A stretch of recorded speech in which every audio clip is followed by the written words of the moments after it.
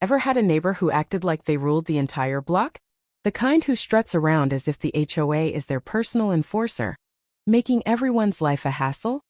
Well, meet Linda, the queen of entitlement, the wrecker of driveway lights, and an all-around pain. She thought she could keep bulldozing over my property without a care, but I had a plan one involving some heavy-duty payback. Trust me, when karma came knocking, it hit like a freight train. If you love seeing self-important folks get what's coming to them, hit that like button, subscribe for more stories like this, and drop a comment below. Ever dealt with an HOA tyrant like Linda? Or let us know where you're watching from. We love seeing how far these tales spread. Mark had always known his neighborhood had its share of high and mighty types, but none held a candle to Linda. She was the self-proclaimed HOA royalty, a woman who seemed convinced said her domain stretched well beyond her own lawn. Unfortunately for Mark, her delusions included his driveway, specifically his driveway lights. It started small. He'd find a few cracked lights after she backed out of her driveway, and at first, he chalked it up to an accident. He replaced them quietly, thinking live and let live. But then it kept happening like clockwork. Every couple of weeks, he'd step outside to find another set of lights shattered. One morning, sipping coffee by his window, Mark caught her in the act. Linda, in her monstrously oversized SUV, rolled right over his driveway lights without a second thought. No hesitation, no glance back, just a smug, entitled crunch. Fuming, Mark decided to confront her. He walked over as she stepped out of her vehicle. "Hey Linda, I think you might have hit my driveway lights," he said, keeping his tone even.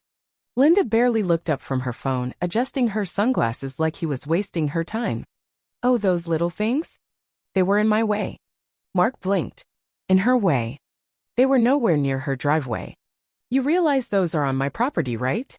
Linda sighed, clearly annoyed at being bothered. "Well, maybe if you didn't put them so close to the curb, I wouldn't have to run them over," she said with a smirk. "You should probably move them." Mark clenched his jaw, fighting the urge to snap. He tried diplomacy. "Look, I'm just asking you to be careful. They're not cheap to replace." Linda let out a fake laugh, waving a dismissive hand. "Oh, please, you can afford it. Besides, they're tacky anyway. I'm doing you a favor." With that, she sauntered into her house, leaving Mark steaming. Staring at the broken lights, he realized this wasn't an accident or carelessness, it was a power trip. She did it because she could, because she knew the HOA would have her back, and because, in her mind, her convenience trumped his property. That's when Mark decided this wasn't over. Mark wasn't one to stir up drama, but he wasn't about to let Linda treat his driveway like her personal racetrack. He started with the proper channels, hoping she might have a sliver of decency buried under that smug exterior. "Linda, I really need you to stop running over my lights," he said the next time he caught her as she watered her wilted potted plants. She barely glanced up. "Didn't we already have this conversation?" she said with a bored sigh. "Yes, and you're still doing it." Linda rolled her eyes dramatically. "Maybe if your little lights weren't in my way, I wouldn't have to." Mark pinched the bridge of his nose, trying not to lose it. "They're not in your way. They're on my property. Just stick to your driveway and we're good." Linda smirked and shrugged. "Not my fault if they're in my blind spot." Blind spot? Was she for real? Instead of arguing, Mark took it to the HOA, thinking they might actually do something. Big mistake. The meeting was a farce. The HOA president, a guy named Tom who practically worshipped Linda, listened to Mark's complaint with all the enthusiasm of someone watching grass grow.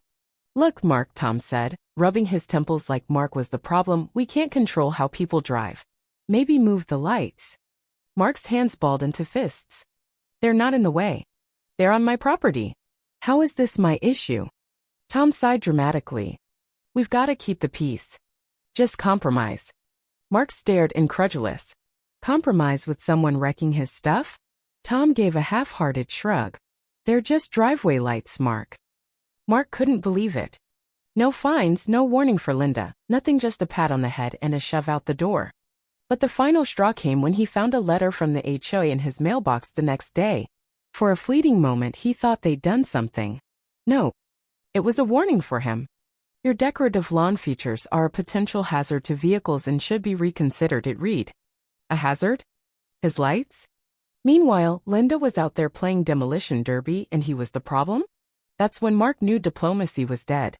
If the HOA wouldn't help, He'd handle it his way. If Mark thought Linda was bad before, now she was outright vicious. After the HOA brushed him off, she took it as a green light to do whatever she wanted. She wasn't just accidentally clipping his lights anymore, she was doing it on purpose. The first time, he thought he might be imagining it, but his security camera didn't lie. There she was, pulling out of her driveway, turning just enough to smash the edge of his. Crunch! Another broken light. Mark reviewed the footage, his blood boiling. Still, he gave her the benefit of the doubt, maybe she was just a terrible driver. So he confronted her one last time. Linda, he said, showing her the video on his phone, this has to stop. She barely glanced at it before waving him off. Oh, calm down. They're just lights. Mark's jaw tightened. They're my lights and you're breaking them on purpose.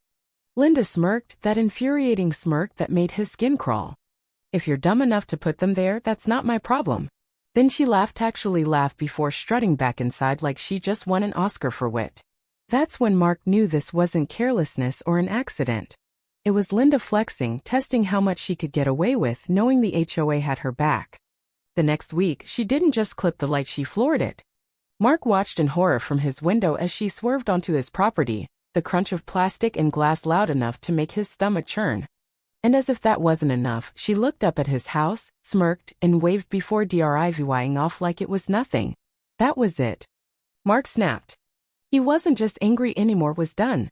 Linda wanted to play dirty? Fine. Two could play that game. He spent the next few days researching, meticulously planning his next move. If Linda wanted to turn his driveway into her personal smash-up derby, she was about to learn some obstacles aren't meant to be crushed. It was time for an upgrade.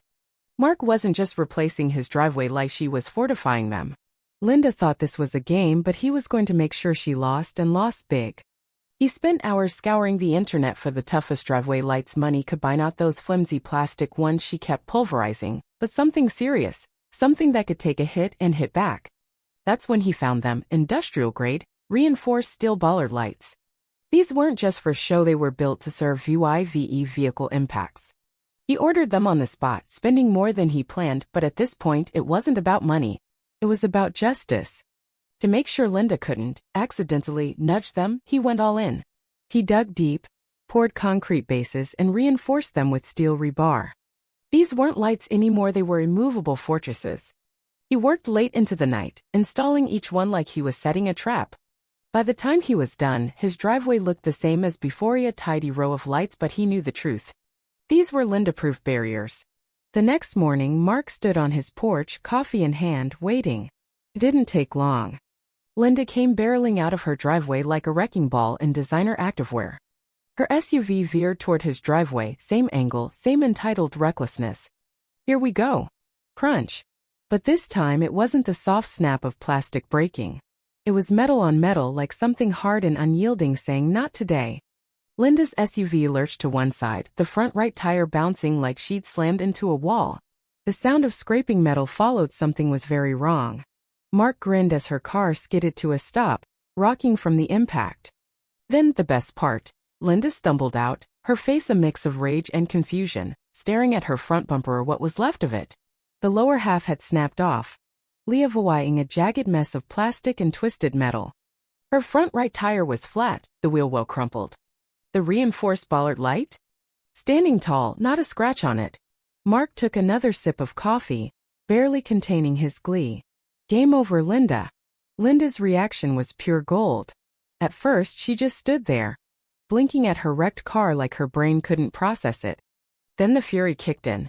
What the hell? She screeched, kicking the broken bumper like that'd fix it.